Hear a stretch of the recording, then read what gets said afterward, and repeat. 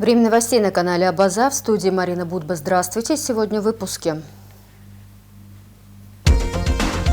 Около 20 монет, кольцо-ключ, огромное количество обломков керамики и костей животных. Продолжаются раскопки на Сухумской набережной.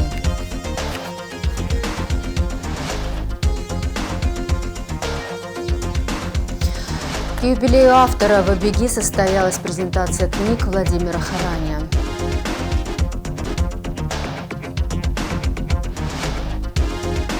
Секрет праздника в гостеприимстве. Около 400 гостей из России посетили абхазское застолье в селе Дурипш 8 марта. 12 марта в Сухуме Общественная палата Абхазии проведет гражданский форум «Диалог, согласие, развитие». Утверждена резолюция предстоящего гражданского форума, сообщила председатель палаты Гули Кичба. По ее словам, работа над организацией мероприятия идет около года. Акцент сделан на три основополагающих вопроса: демография, репатриация, экономическое развитие сел, реформа системы власти. Основные предложения уже подготовлены на ранее состоявшихся круглых столах. Организаторы рассчитывают, что форум станет важным шагом к формированию общей стратегии развития Абхазии и поможет наладить прямой диалог между обществом и государственной властью.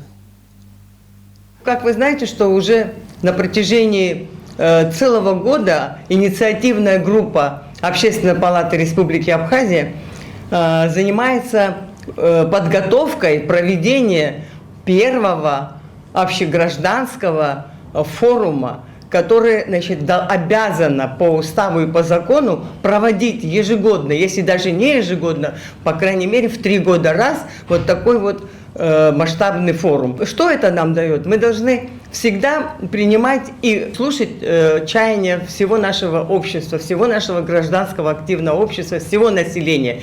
А самое главное, чтобы эта связь была именно с государством. Вот власть и общественность всегда должна вести свой диалог. И поэтому наш гражданский форум так и называется «Диалог, согласие, развитие». Но на этом форуме акцент сделан на 3 основополагающих вопроса. Это демография и репатриация, это и экономическое развитие, конкретно президент обозначил село, сельские территории, взаимодействие их с местными самоуправлениями, а также самый главный, 3-й вопрос, такой, на который мы, в общем-то, делаем на нашем форуме акцент, это политическая реформа. В частности, реформирование в законодательной ее части. Поэтому будут у нас спикеры, которые этим занимались и занимаются. Это председатели комиссий профильных Общественной палаты, это инициативная группа, которая вот здесь представлена. Конечно же, они будут более развернуты, широко говорить. Мы призываем всех граждан, приглашенных на этот форум, прийти, пожалуйста, 12 марта, начало в 12 часов, но регистрация за час раньше, в актовом зале Кабинета министров на 1-м этаже.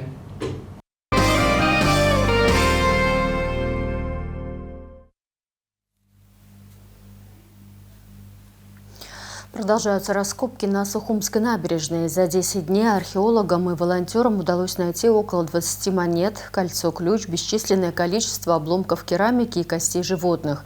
Администрация города позволила ученым продлить исследования, а также параллельно идет разработка идеи о том, как сделать так, чтобы позднеантичная крепость не была снова погребена слоем дорожного покрытия.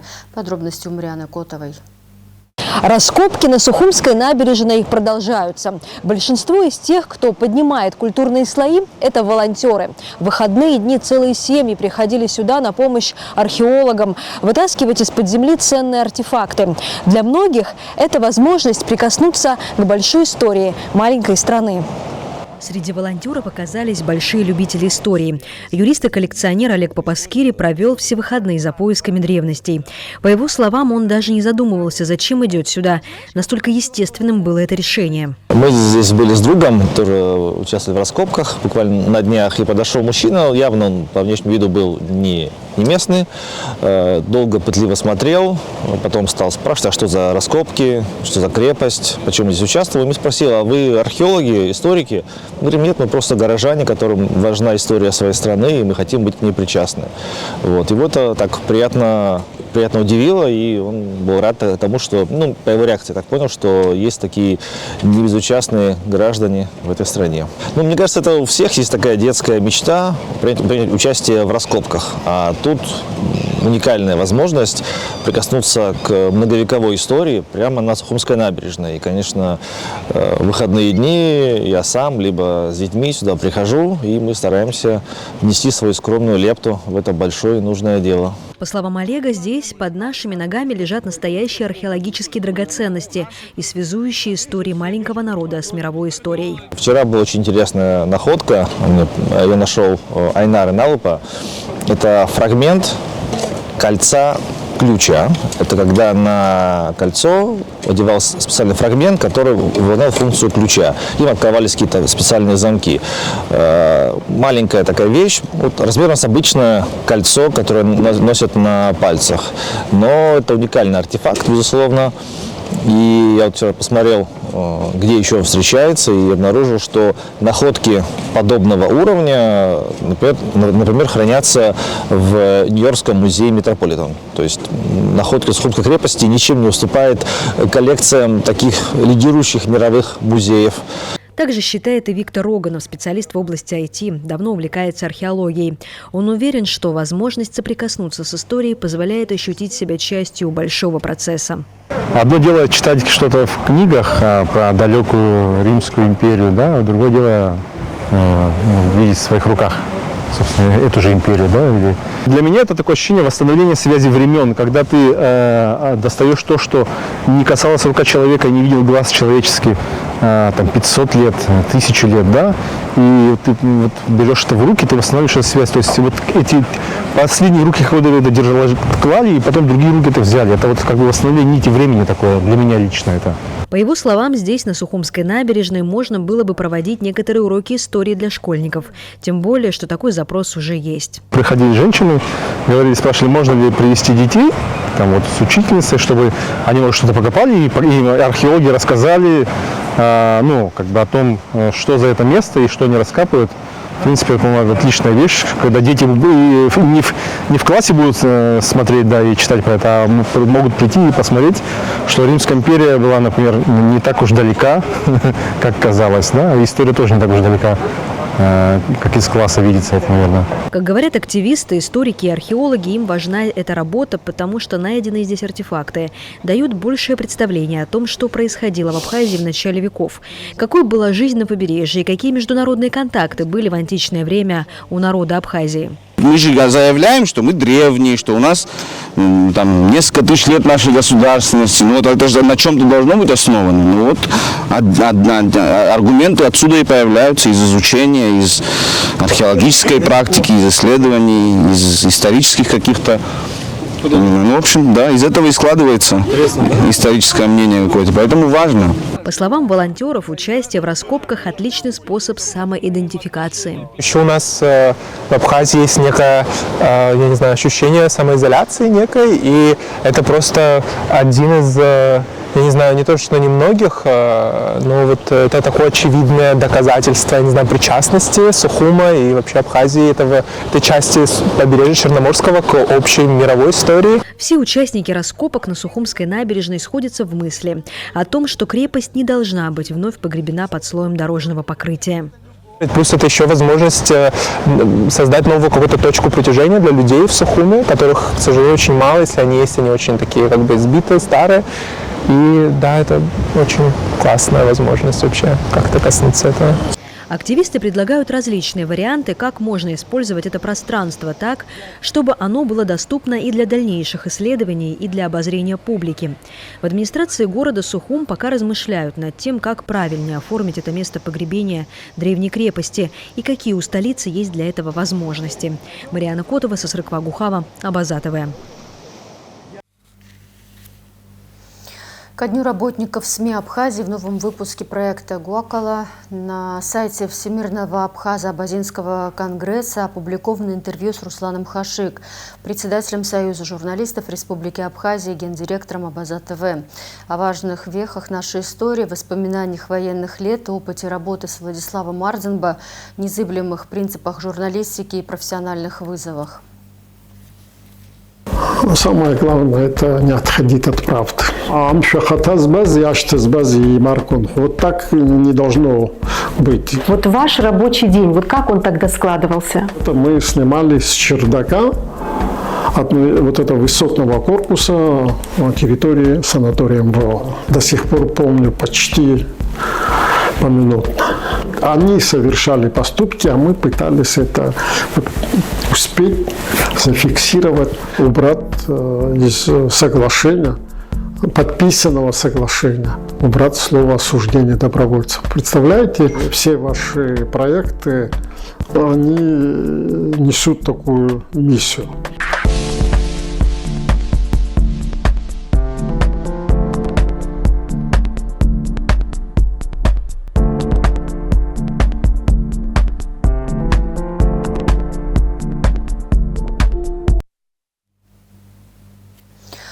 Интервью с Русланом Хашик смотрите в нашем эфире в среду, 11 марта. В новом выпуске проекта «Сила духа» на Абаза ТВ история маленьких братьев Джопуа. Ильнар и Ильяс прошли через тяжелые испытания, пережили страшный пожар, потеряли родителей и получили серьезные ожоги. Огромная сила духа в этих маленьких сердцах помогла мальчикам выстоять. Сегодня дети растут в семье дедушки и тети, которая стала для них второй мамой. Смотрите материалы Эсмы Гуландзе о стойкости новой жизни и о том, как любовь близких помогает идти вперед. На батуте прыгал здесь? Да. Прыгал, да? Тебе понравилось? Да. Еще придешь сюда? Да. А где лучше, в Пицунде или в Сухуми? Сухуми. Сухуми, ну это столица, конечно. Быть твоим домом, будь в моем сердце. Есть в мире место, где ты всегда свой. Под небосводом есть твоя дверца. Там, где мы вместе, ты важен любовь. Там, где мы вместе, ты мне нужен любовь. Я в тебе морем шум мой на повторе там. Помнять твои горы всю свою жизнь. Спи, а я укрою, если мысли комом буду твоим домом всю свою жизнь.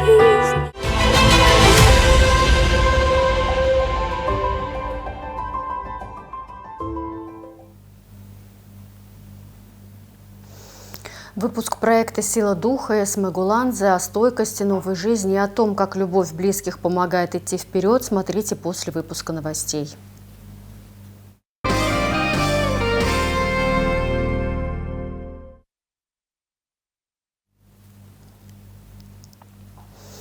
Люди и даты. 10 марта могло бы исполниться 97 лет первому президенту Академии наук Абхазии Шоте Арстаа.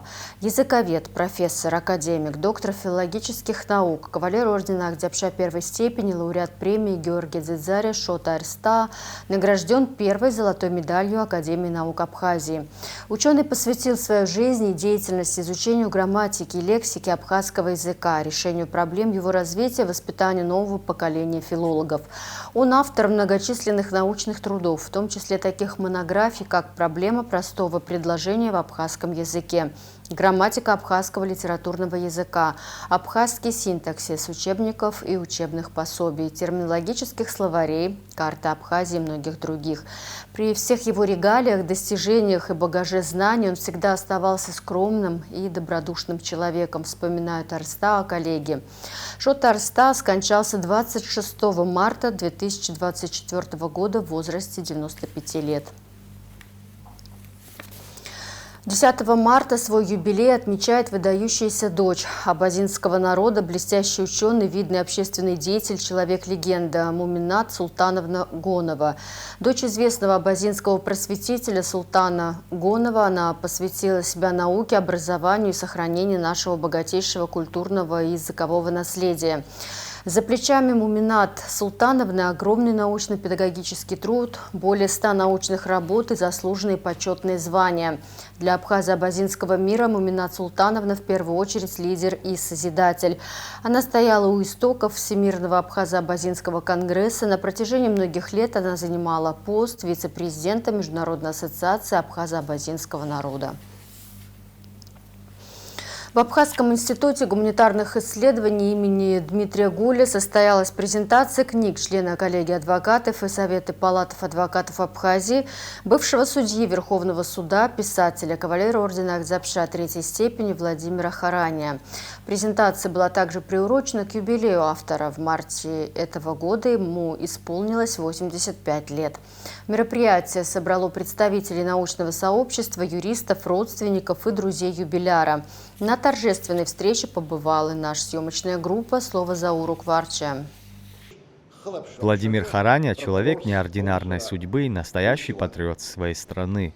Выходец из села Джгярда, он окончил юридический факультет Томского государственного университета в 1963 году и прошел путь от помощника прокурора до судьи Верховного суда Абхазии. Он стал первым юристом, кто еще в советское время начал вести свои дела полностью на абхазском языке. Харания подготовил словарь юридических терминов на абхазском языке, составил образцы судебных документов по гражданским делам и процессуальных бланков.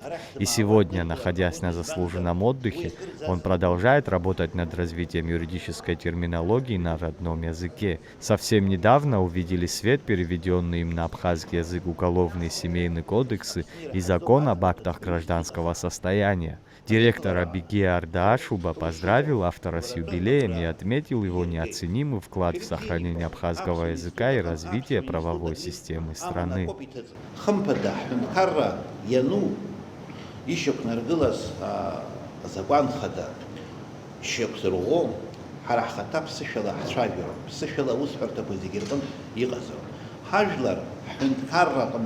Иара иахьа ҳазлацәажәо ахырхарҭа, аӡбара, аус еилыргара, ауаҩы ахара ихароуп ҳәа дануԥхьаӡо ихьчара уҳәа, убырҭқәа зегьы рҟны ҳажәлар рбызшәаҿы иҟан, аха еилыршәаны ҳәынҭқарратә хаҿны, ҳәынҭқарратә знеишьала аҽарҭбааны агьырҭ ажәлар дуқәа рҟны ишыҟоу еиԥш иҟамызт, макьанагьы иахьынӡақәнаго иҟаӡам, аха ашьаҿақәа ҟаҵоуп. В издании книг Владимиру Харания оказали поддержку Абхазский институт гуманитарных исследований и Народное собрание парламент Республики Абхазия. Спикер парламента Лаша Ашуба направил юбиляру поздравительный адрес.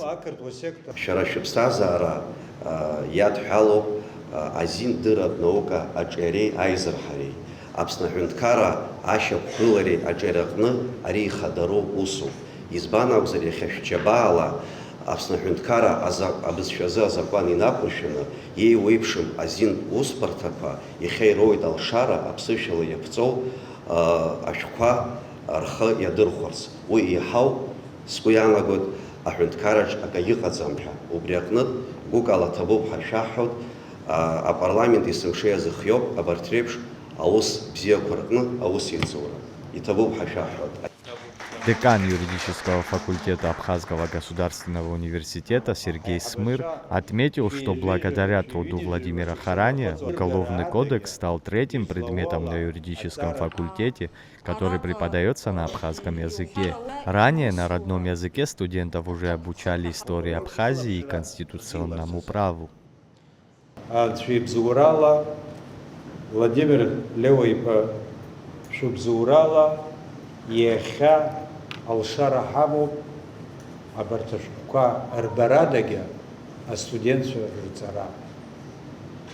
Литературные интересы Владимира Хараня не ограничиваются профессиональной тематикой. Выступающие отмечали и прозаический талант автора, одного из немногих представителей детективного жанра в абхазской прозе. Многие рассказы Хараня основаны на реальных судебных делах, с которыми ему приходилось работать. Юбиляр поблагодарил всех собравшихся и выразил надежду на то, что его труды найдут широкое применение в учебной и профессиональной практике. Зажраб Шергуланом Агу на Панаркой, а тираж Герцена, Президентша, Абрель Шакнвепша, Яхасец.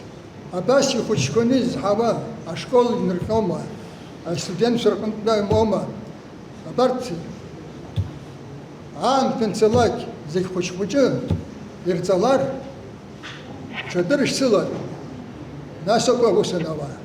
После официальной части все желающие смогли получить книги с автографом автора и лично поздравить юбиляра. Заур Кварджа, Торник Амичба, Абазатова.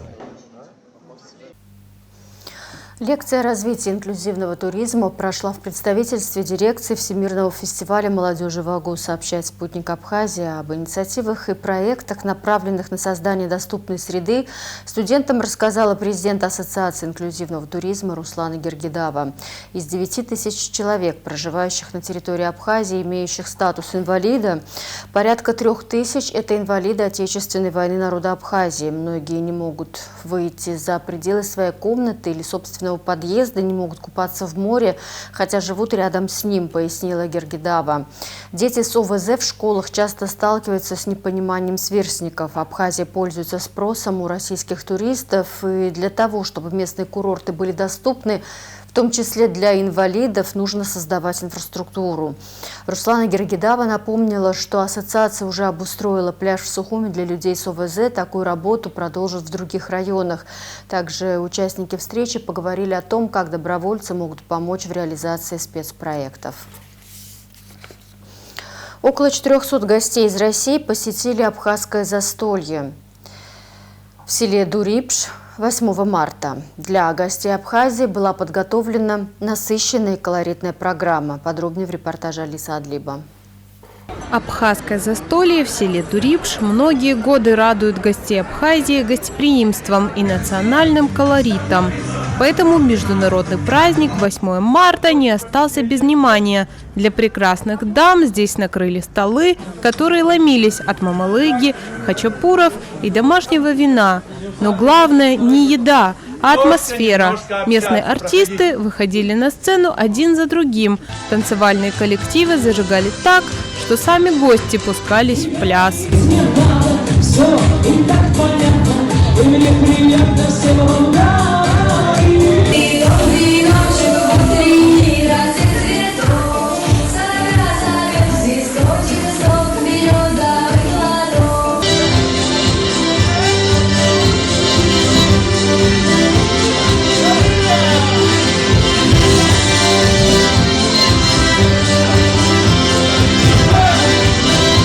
Как отметил руководитель национальной туристической компании «Турист» Руслан Кокоскерия, все соседи задействованы в проведении праздника. Более 50 дворов привлечены для того, чтобы встречать и организовывать мероприятия. Кокоскерия добавил, что попасть на такой праздник очень просто. Необходимо лишь уточнить у турфирм информацию об абхазском застолье. Он призвал всех посетить их родовой дом. Мы многие годы работаем по Абхазии, организуем разные экскурсионные маршруты. Одно из направлений – это абхазское застолье. Так получилось, что это непосредственно во дворе у моего родного брата в нашем отцовском подворье организовали. И вот каждый день 400 до 500 человек принимаем гостей со всех регионов необъятной России. И как вы видите, вот так весело проводим время. Гости республики остались довольны праздничным вечером, а некоторые из них пообещали вернуться снова. Например, Лина из Новосибирска. У нее сегодня двойной праздник. 8 марта совпало с днем рождения. Где еще отмечать, как не здесь, посреди субтропиков и за праздничным столом? Я считаю, что очень колоритно, очень вкусно, очень радушно принимают. И я думаю, вернусь сюда снова. Люблю море, люблю горы, а здесь все вместе. И это очень подкупает. А Евгения приехала из Новокузнецка. Говорит, контраст с родным городом просто космический. Там зима, здесь цветущая весна. Я представляю, сколько усилий и труда стоит приложить. Я у себя дома самое большое принимала 25 гостей, а здесь порядка 500. Я представляю, сколько это нужно рук, сил, времени, терпения, чтобы все нарезать, все приготовить, чтобы все были довольны, все были сыты, чтобы создать эту атмосферу тепла дома, уюта, да, чтобы захотелось прийти на это застолье еще раз и не один раз, возможно, да. Ну, отдать должное хозяевам и гостеприимству. Абхазское застолье в Дурипше в очередной раз доказало, секрет идеального праздника не в ресторанном сервисе, а в простом человеческом гостеприимстве, где каждый гость чувствует себя долгожданным родственником. Алиса Адлиба, Абаза ТВ. Осман Абухбас стал победителем 15-го международного театрального фестиваля «Монокль» в Санкт-Петербурге. Заслуженный артист Абхазии завоевал престижную награду за исполнение роли Зауркана Залак в моноспектакле Государственного русского театра драмы имени Искандера, последний из ушедших по роману Баграта Шинкуба. Конкурсный показ прошел 3 марта на сцене театра фестиваля «Балтийский дом». Мы поехали на фестиваль, который называется «Монокль». Он проходит раз в 2 года. Нас пригласили, директор выбрал спектакль «Последний из ушедших». И вот мы поехали командой. У нас было человек 10, наверное, небольшой командой. И выступили. Но у меня не было никаких сомнений, что мы что-то там выиграем. Потому что было такое ощущение почему-то. Так как этот спектакль уже сыгран более 60 раз, я уже привык к тому, что, к отзывам зрителей. И для меня это не было что-то новым, но было безумно приятно, что я стал в числе лауреатов. Это, конечно, приятно. И признание питерского зрителя, наверное, да, все равно, когда вот мы уже его раза 2 или 3 вывозили в Москву, и зритель принимал его так же, как принимают здесь. То есть это понятная история для зрителя не только нашего местного абхазского, но и в России его принимают и понимают прекрасно. Также в Питер мы приехали, и все поняли.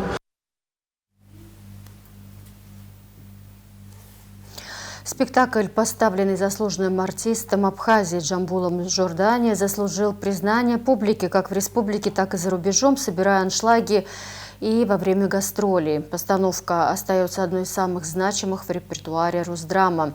В секретах успеха труппы театра Искандера пыталась разобраться моя коллега Мариана Котова. Ее репортаж смотрите в нашем эфире в среду 11 марта. Гастроли 4-го международного музыкального конкурса «Лаборатория» Алисы Гицбе прошли в Белгороде.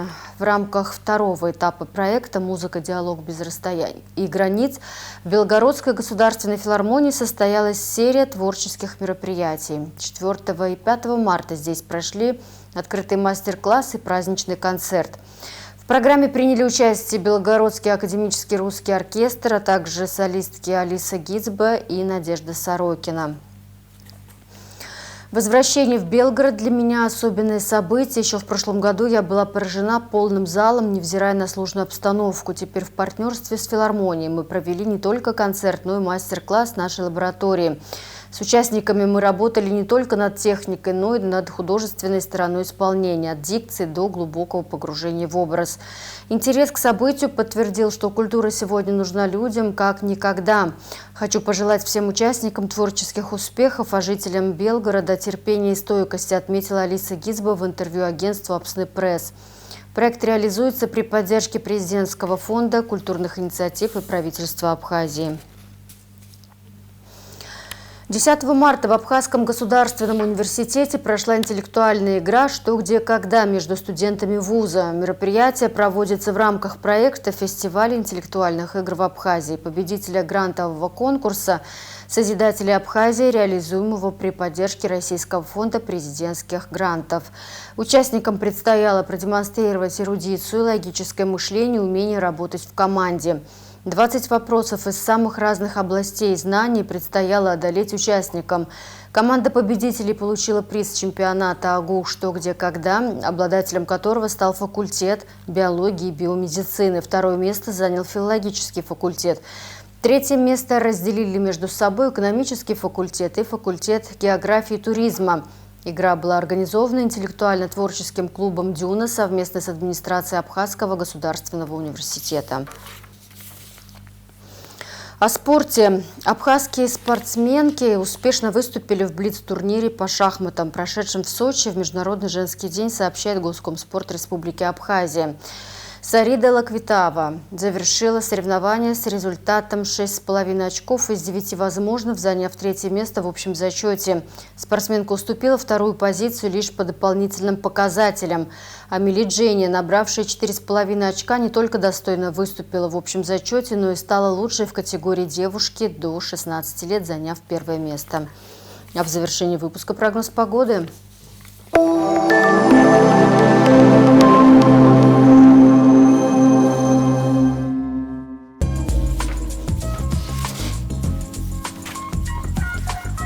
В среду 11 марта в Абхазии ожидается переменная облачность без осадков. Атмосферное давление высокое, нестабильное. Ветер слабо умеренный. Температура воздуха ночью 1,6, днем 8,13. Температура морской воды плюс 9. Волнение морской воды слабо умеренное. Относительная влажность воздуха 60-80%.